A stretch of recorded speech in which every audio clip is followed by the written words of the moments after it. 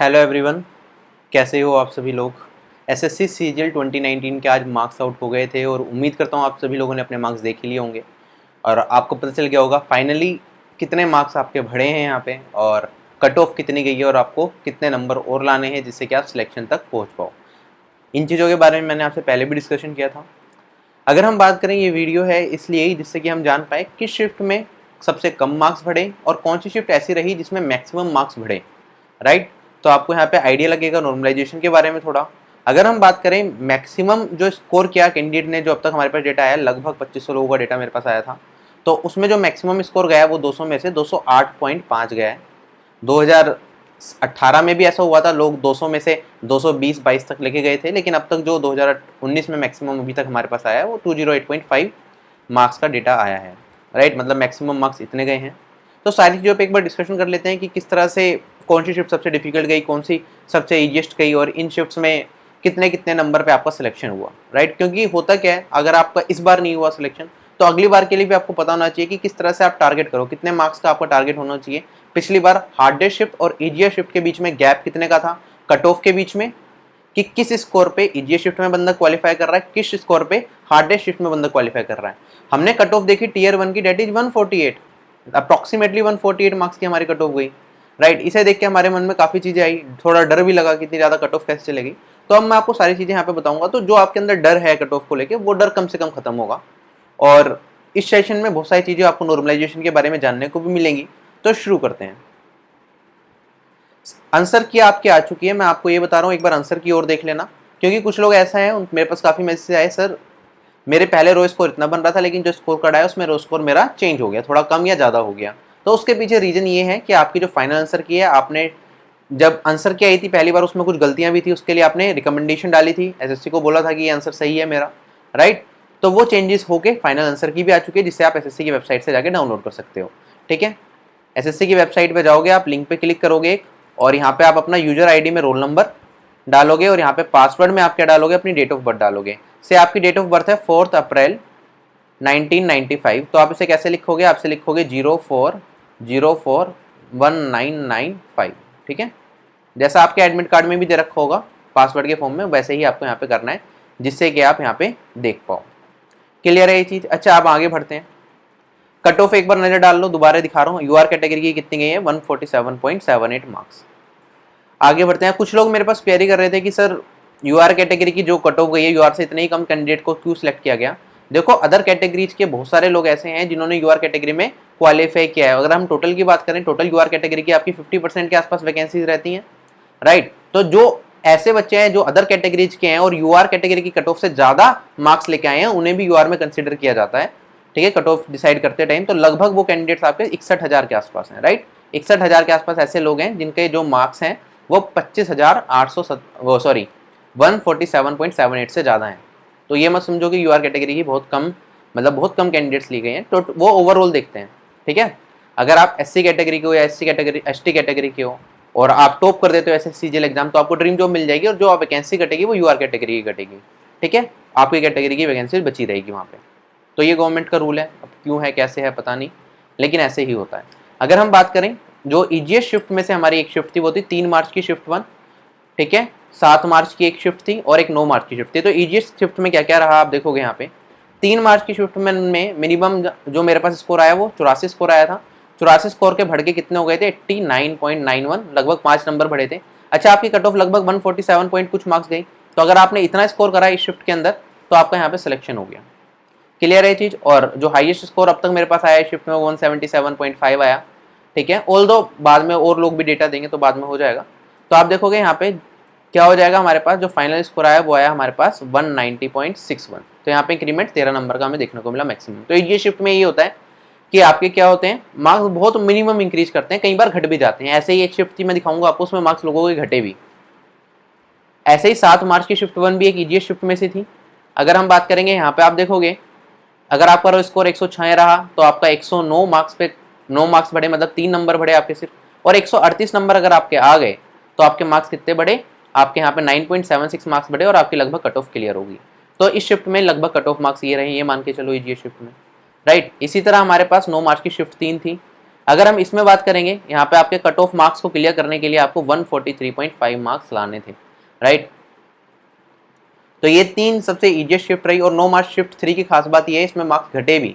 अगर आप 92 नंबर ला रहे हो तो 92 से घट के आपके 76 नंबर रह गए, 16.5 कुछ नंबर आपके घट गए, ठीक है। 131.5 एक ऐसा नंबर है जहाँ पे अगर आपके इतने नंबर आए तो लगभग सेम नंबर रहे, ठीक है। 131 से 0.5 से आप कम नंबर ला रहे हो तो मार्क्स डिक्रीज कर रहे हैं, इससे ज़्यादा नंबर ला रहे हो तो इससे ज़्यादा मार्क्स आपके इंक्रीज कर रहे हैं, ठीक है। 9 मार्च शिफ्ट 3 एक इस तरह की शिफ्ट रही, थोड़ी अलग शिफ्ट रही है।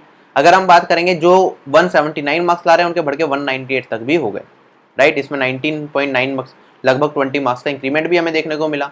और बाकी स्टार्टिंग में क्या होता है, कुछ में जीरो इंक्रीमेंट, कुछ में डिक्रीमेंट भी हुआ 20-20 नंबर का, कुछ में इंक्रीमेंट भी हुआ 20 नंबर का, तो सारी चीज़ें हुई, ठीक है। जब मैंने आपको बताया था टियर 1 की कट ऑफ मैं डिस्कस कर रहा था आप लोगों से, मैंने ये सारी चीज़ें आपको एक्सप्लेन की थी ग्राफ के फॉर्म में, क्योंकि पहले भी नॉर्मलाइजेशन में ऐसी चीज़ें होती है, ठीक है। एक शिफ्ट होगी, आप जैसे जैसे आपके मार्क्स बढ़ेंगे आपके स्कोर क्या होगा, जो आपका मार्क्स इंक्रीज होंगे वो भी बढ़ेगा। जैसे आपने देखा यहाँ पे, अगर आपका रो स्कोर 131 है तो आपके सिर्फ कुछ भी नंबर नहीं बढ़ रहे, लेकिन आपका स्कोर जैसे ही 179 पहुंचा तो आपके 20 नंबर बढ़ गए। और तो जितना ज़्यादा आप स्कोर करते हो इजी शिफ्ट में, उतने ही ज़्यादा आपके मार्क्स बढ़ते चले जाते हैं। ज़्यादातर शिफ्ट में यही होता है, राइट।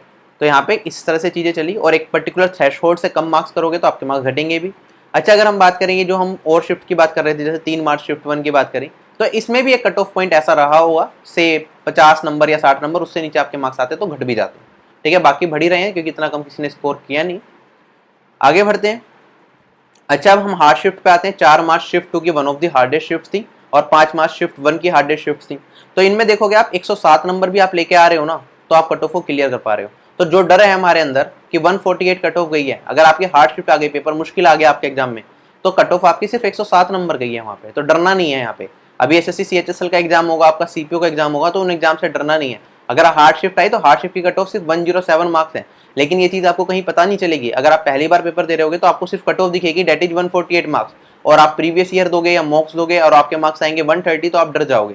डरना नहीं है उसे देख के। अगर आपके हार्ड शिफ्ट में 130 नंबर आ गए तो यहाँ पे आप देखोगे 130 नंबर के मतलब है 170 के आसपास नंबर, तो आप लिस्ट 2 में भी क्वालिफाई कर जा रहे हो। कट ऑफ से आप 25 नंबर ज्यादा लेके जा रहे हो, और यहीं पे आपके हार्ड शिफ्ट में 160 नंबर आ गए तो आपके 205 नंबर बन गए, you are one of the toppers, ठीक है। तो चीजें समझ लो आप कि जो कट ऑफ आपकी गई है, अगर मैं 148, ये ईजीएस्ट शिफ्ट में अगर हम बात करें, ठीक है, हार्डेस्ट शिफ्ट में बात करें तो 107 नंबर पे आप क्वालिफाई कर पा रहे हो। और ईजीएस्ट शिफ्ट की अगर मैं बात करूं तो आपका 144 नंबर पे क्लियर कर पा रहे थे आप 9 मार्च की शिफ्ट 3 में, राइट। तो इनके बीच का नंबर अगर हम निकालने की कोशिश करेंगे, इनका बीच का नंबर क्या रहा होगा, तो कितना हो जाएगा हमारे पास, ये हो जाएगा लगभग 125.5। तो ये मान के चलो आपकी कट ऑफ जो गई है एक्चुअली वो यहाँ के इसके आसपास गई है, ठीक है। अगर हम एवरेज की बात करें इजी शिफ्ट और हार्ड शिफ्ट की, तो ये बहुत इंपॉर्टेंट है नंबर आपके लिए।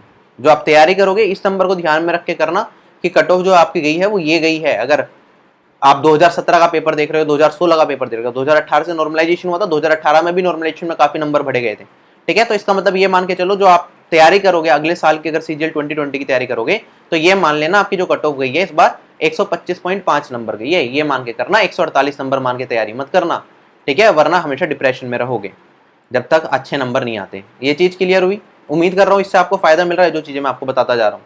अच्छा, 5 मार्च शिफ्ट 1 की बात करें, ये भी हार्डेस्ट शिफ्ट में थी। अगर आप इसमें 109 नंबर लेके आ रहे हो तो आपका सिलेक्शन हो जा रहा है, क्लियर है, ठीक है। और आप देखोगे 71 नंबर हैं तो आपके 103 बने, सिर्फ 32 नंबर का इंक्रीमेंट देखने को मिला। वहीं 158 नंबर है तो 204 नंबर बढ़े, और यहाँ पे इंक्रीमेंट इतने का देखने को मिला। ईजीएस्ट शिफ्ट में मैंने कहा था स्लोप ऐसे चलता है बिल्कुल, मतलब जैसे ही आपके थोड़े थोड़े से मार्क्स चेंज होते हैं तो इंक्रीज मार्क्स में इंक्रीज या डिक्रीज बहुत ज्यादा बढ़ता है, और हार्ड शिफ्ट में ग्राफ लगभग फ्लैटन रहता है। वही चीज हमने यहाँ पे देखी, यहाँ पे 32 से 46 लगभग 14 नंबर का ही डिफरेंस देखने को मिला। यहाँ पे आप देखोगे, यहाँ पे भी आपका डिफरेंस क्या है, लगभग 9 नंबर का ही डिफरेंस देखने को मिला, राइट, मिनिमम मार्क्स में और हाईएस्ट मार्क्स में। तो हार्ड शिफ्ट का ग्राफ लगभग फ्लैटन होता है, इजी शिफ्ट में चेंज हो जाता है। जैसे कि 9 मार्च की शिफ्ट 1 मार्क्स डिक्रीज भी हुए और 40 नंबर का डिफरेंस आ गया मिनिमम, बट जो घट रहे हैं, अगर इसे मिनिमम साइड ले जाऊं तो एवरेज से यहाँ पे 20 कम, यहाँ पे लगभग 20 ज्यादा 36 नंबर का यहाँ पे डिफरेंस देखने को मिला आपको, ठीक है। ये होता है इजी शिफ्ट में। तो इजी शिफ्ट में कोशिश करनी होती है अपन को कि मैक्सिमम स्कोर करें। हार्ड शिफ्ट में आपका कम भी स्कोर आ गया तो इतना ज्यादा फर्क नहीं पड़ता है, इजी शिफ्ट में मैक्सिमम स्कोर करना पड़ता है, ठीक है। 7 मार्च शिफ्ट 1 में ये थोड़ा ज़्यादा सही नहीं रहा, इसमें डिफरेंस 13 का ही आया, और 3 मार्च शिफ्ट 1 में भी ये बहुत ज़्यादा मेजर इंपैक्ट नहीं डाल पाया इस चीज़ का। लेकिन अगर आपकी शायद ईजीएस्ट शिफ्ट इस बार जो हमारी गई वो 9 मार्च की शिफ्ट 3 गई, जबकि डेटा कह रहा था कि 3 मार्च की शिफ्ट 1 ईजीएस्ट शिफ्ट है, लेकिन फाइनली जो डेटा से हमें पता चला 9 मार्च की shift 3 was one of the easiest shift, right. Clear है ये चीज, ठीक है। और इसमें सबसे ज्यादा चेंज देखने को मिला था, हमने पहले भी डिस्कस किया था कि जो सबसे आपकी ईजीएस्ट शिफ्ट होगी उसके अंदर डिक्रीमेंट देखने को मिलेगा, मतलब उसके अंदर मार्क्स घटेंगे, बाकी सभी शिफ्ट में जनरली मार्क्स बढ़ते हैं अगर आप एवरेज स्कोर के आसपास लाई करते हो। बढ़े आगे, तो यहाँ पे आपको ये समझ आया कट ऑफ 125 के आसपास है। अगर एक्चुअल कट ऑफ की बात की जाए तो कट ऑफ से यहाँ पे डरना नहीं है।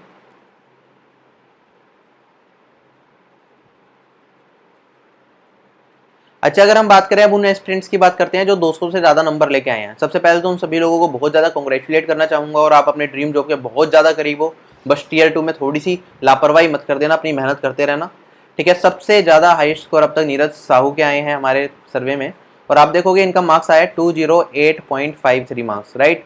इनका रो स्कोर था 168, और 168 से बढ़ के इनका मार्क्स पहुँच गया 208.5 नंबर पे। अब तक का हाईएस्ट इनका चल रहा है। इसके बाद एक एस्पिरेंट है, उनके 205 नंबर भी आए हैं, ठीक है। आप देखोगे यहाँ पे इनके 205 नंबर रहे हैं उदित के, कॉन्ग्रेचुलेशंस उदित। उसके बाद और एस्पिरेंट्स भी हैं, ठीक है।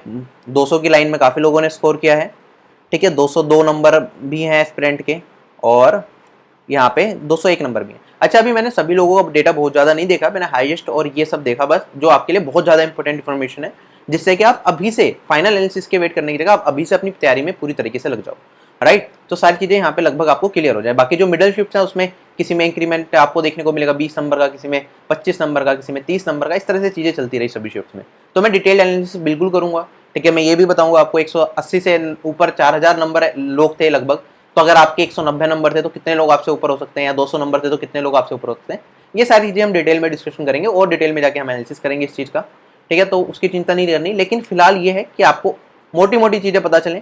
आप इस तरह के स्क्रीनशॉट देखो कि 208 नंबर आ गए किसी के, घबराओ नहीं, ये एक्चुअल नंबर है, ठीक है। पिछली बार भी आए थे, इस बार भी आए हैं, कोई बड़ी चीज़ नहीं है, ठीक है। अगर हम आगे बात करें नॉर्मलाइजेशन में, मैंने कहा 9 मार्च की शिफ्ट 3 में मार्क्स घटे भी थे, तो ये वाला भी देख लो स्कोर कार्ड एक एक्सपेरेंट का, वरना कभी आपको यकीन ना हो। यहाँ पे आप देखोगे रो स्कोर था इनका 105.5 मार्क्स, घट के 94.75 मार्क्स हो गए थे। तो लगभग कितने नंबर घट गए थे इस एस्पिरेंट के, लगभग यहाँ पे 11 नंबर के आसपास घट गए, राइट। तो मार्क्स घटते भी हैं नॉर्मलाइजेशन में। तो मुझे लग रहा है कि जो भी एनालिसिस से रिलेटेड चीज़ें थी वो सारी आपको समझ आ ही गई, ठीक है। कितना स्कोर आपको करना चाहिए, अगर पिछले साल की तरह मेंस का लेवल आ जाए आपका, तो उसके लिए अलग से मैंने वीडियो बनाई थी अनअकैडमी पे, वो वीडियो आप देख सकते हो। बाकी मेरी बहुत सारी स्पेशल क्लासेस आती हैं, आप मुझे अनअकैडमी पे फॉलो कर सकते हो। शुभम जैन के नाम से आपको मेरी प्रोफाइल मिलेगी, वहाँ पे आप क्या करोगे, मेरी सारी स्पेशल क्लास देख सकते हो। ये सारी रिकॉर्डेड वीडियो मतलब लाइव क्लासेस थी, जिनकी फ्री PDF आपको मिल जाएगी। ये सारी क्लासेस देख के अपनी तैयारी आप कर सकते हो। बहुत सारे चैप्टर्स मैंने यहाँ पे आपको पढ़ाए हैं, बहुत सारे प्रैक्टिस सेशंस आपको मिलेंगे, CGL CHSL CPO सभी एग्जाम को ध्यान में रखते हुए ये वीडियोस देख सकते हो, ठीक है। आगे बढ़ते हैं।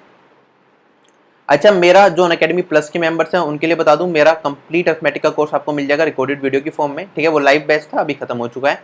अब हमारा स्टार्ट हो रहा है एडवांस मैथ्स का बैच, ठीक है। जो अनअकैडमी प्लस के मेंबर है वो डेफिनेटली मुझे यहाँ पे ज्वाइन कर सकते हैं। 8 जुलाई से एडवांस मैथ्स का बैच स्टार्ट होगा, ठीक है। ज्योमेट्री से हम स्टार्ट करेंगे, क्लास की टाइमिंग रहेंगी 9 से 11 PM, राइट। जिन्होंने अनअकैडमी प्लस अभी तक ज्वाइन नहीं किया है वो RB10 कोड यूज करके अनअकैडमी प्लस ज्वाइन कर सकते हैं और अपनी तैयारी को बहुत अच्छे से कर सकते हैं। जो CGL टीयर 1 में काफ़ी अच्छा स्कोर कर रहे हैं वो अपनी तैयारी को और एस करें और मेहनत करें, और जिससे कि आप सिलेक्शन तक पहुंचो। मैक्सिमम आपको क्या करनी है इस टाइम पे, अगर आपके बेसिक्स क्लियर है तो मैक्सिमम प्रैक्टिस करते हुए चलो, राइट, ठीक है। और उसके लिए आपको कोई कुछ करा नहीं सकता, आपको खुद पेन और कॉपी उठानी पड़ेगी और प्रैक्टिस करनी पड़ेगी और मैक्सिमम मॉक्स देने पड़ेंगे। जिनके बेसिक्स क्लियर हैं वो कोर्सेज लेना चाहें तो कोर्सेज भी ज्वाइन कर सकते हैं, ठीक है। अलग अलग एजुकेटर्स के अनअकैडमी प्लस पे अलग अलग कोर्सेज आते रहते हैं, ठीक है। जिनका मेंस का कोर्स चल रहा है आप वो ज्वाइन कर सकते हो अगर आप चाहो तो, ठीक है। आपको लग रहा है कि आपको मेंटर की हेल्प की जरूरत है, आप तैयारी को थोड़ा और अच्छा करना चाहते हो, तो डेफिनेटली आप कोर्सेज ज्वाइन कर सकते हो। मेरी और स्पेशल क्लासेस आने वाली हैं। टाइम एंड वर्क की स्पेशल क्लास होगी 9 जुलाई को 1 बजे, 1 से 2:30 बजे तक क्लास जाएगी, और इसमें हम क्या डिस्कस करेंगे, टाइम एंड वर्क के CGL मेंस के लेवल के कुछ क्वेश्चन डिस्कस करेंगे। ऐसे ही 12 जुलाई को 1 बजे आपकी अलजेब्रा की क्लास आएगी, इसमें भी मेंस लेवल के क्वेश्चन डिस्कस करेंगे। ये दोनों क्लासेस भी हमारी बिल्कुल फ्री रहेंगी, राइट। और इस तरह की और भी क्लासेस आ रखी है, परसेंटेज की ऑलरेडी आ चुकी है। तो प्रैक्टिस सेशन के तौर पे मैं आपके लिए फ्री क्लासेस यहाँ पे लेके आ ही रहा हूँ, ठीक है। कुछ चीज़ें पेड होती हैं, कुछ चीज़ें फ्री होती हैं, इस तरह से ही बैलेंस बन के सारी चीज़ें चलती हैं। तो जो जैसे तैयारी करना चाहे वैसे करे, जो फ्री में तैयारी करना चाहता है वो फ्री में करता रहे, ठीक है। बस उसे स्ट्रक्चर्ड वे में सारी चीज़ें नहीं मिलेंगी। बाकी जो बिल्कुल एक स्ट्रक्चर्ड वे में तैयारी करना चाहे तो अनअकैडमी प्लस का कोर्स ले सकता है। अगर आपका टारगेट है SSC CGL 2020, CHSL 2020, CPO 2020, and other examination. अच्छा, अनअकैडमी प्लस के जो मेंबर्स हैं उनके लिए एक और तोहफा है अनअकैडमी की तरफ से। यहाँ पे क्या हो रहा है, प्रीवियस ईयर के सेट्स बनाए जा रहे हैं जिसे आप मॉक टेस्ट के फॉर्म में दे सकते हो, राइट। तो इसी तरह से आप देखोगे 12 तारीख को 1 बजे आपका, 12 तारीख को 11 बजे आपका मॉक टेस्ट होगा। एसएससी सीजीएल टीयर 1 का 2017 का एक सेट होगा जो कि आप ट्राई कर सकते हो, ठीक है। और अगर हम बात करें 12 जुलाई को आपका मॉक टेस्ट होगा, एसएससी सीएचएसएल का 2017 का कोई एग्जाम होगा, उसका मॉक टेस्ट होगा। ऐसे ही जुलाई 2019 को प्रीवियस ईयर का मॉक टेस्ट होगा, ठीक है। ये प्लस वाले स्टूडेंट्स के लिए है, ठीक है। इन्हें मॉक टेस्ट की फॉर्म में आप इन पेपर्स को दे सकते हो। आगे अगर हम बात करें यहाँ पे, ठीक है, मेंस के लिए अलग से बैचेस भी आ रहे हैं। तो यहाँ पे एक बैच आप देखोगे एसएससी सीजीएल 2019 टीयर 2 को ध्यान में रखते हुए एक बैच आ रहा है अभिनय शर्मा सर का, अमन वशिष्ठ सर का और रानी मैम का, ठीक है। 6 जुलाई से स्टार्ट होगा। तो इन बैचेस में आप एनरोल करना चाहो तो इसमें एनरोल कर सकते हो, ठीक है। और अल्टीमेट बैच आ रहा है क्वांट सेक्शन का और इंग्लिश का, अमन वशिष्ठ सर और अभिनय शर्मा सर का। तो इस बैच में भी आप एनरोल कर सकते हो, लेकिन ये प्लस के बैचेस हैं तो इसके लिए आपको सब्सक्रिप्शन लेना पड़ेगा, ठीक है। कैसे होता है सब्सक्रिप्शन, मंथली 3 महीने 6 महीने अपने हिसाब से आप सब्सक्रिप्शन चूज कर सकते हो। डिपेंड करता है कि आप कौन से एग्जाम को टारगेट करके चल रहे हो और आपको कितनी तैयारी करनी है, बेसिक्स कितने क्लियर हैं आपके, आपको प्रैक्टिस सेशंस की जरूरत है या बिल्कुल बेसिक्स की जरूरत है, तो डिपेंड करेगा। अगर आप सीजीएल 2020 और सीएचएसएल 2020 की तैयारी करके चल रहे हो तो उसमें अभी काफ़ी टाइम है, तो बढ़िया ये रहेगा कि आप 1 साल का सब्सक्रिप्शन लो, अपनी तैयारी पूरी करो। यहाँ पे RB10 कोड यूज करो, आपको मैक्सिमम डिस्काउंट मिल जाएगा। टॉप एजुकेटर्स इंडिया के आपको यहाँ पे पढ़ा ही रहे हैं, ठीक है। मेरे कोर्सेस आ रहे हैं और एजुकेटर्स हैं, जिस टीचर से पढ़ने का मन है आपका उस टीचर से आप यहाँ पे पढ़ सकते हो और एक ही प्लान में सारी चीज़ें आपकी कवर हो जाती हैं, राइट। तो ठीक है, आप इस तरीके से अपनी तैयारी यहाँ पे कंप्लीट कर सकते हो बिल्कुल बेसिक से, जिससे कि आपको एंड तक कोई दिक्कत ना है, आपको किसी टीचर का वेट ना करना पड़े कि अब ये टीचर यूट्यूब पे ये वीडियो डालेगा तो हम पढ़ेंगे या ये टीचर ये वीडियो डालेगा तो हम पढ़ेंगे, ठीक है। क्योंकि प्लस क्लासेस हैं, पेड क्लासेस हैं, तो वो टीचर को पढ़ाना ही पड़ेगा, ठीक है।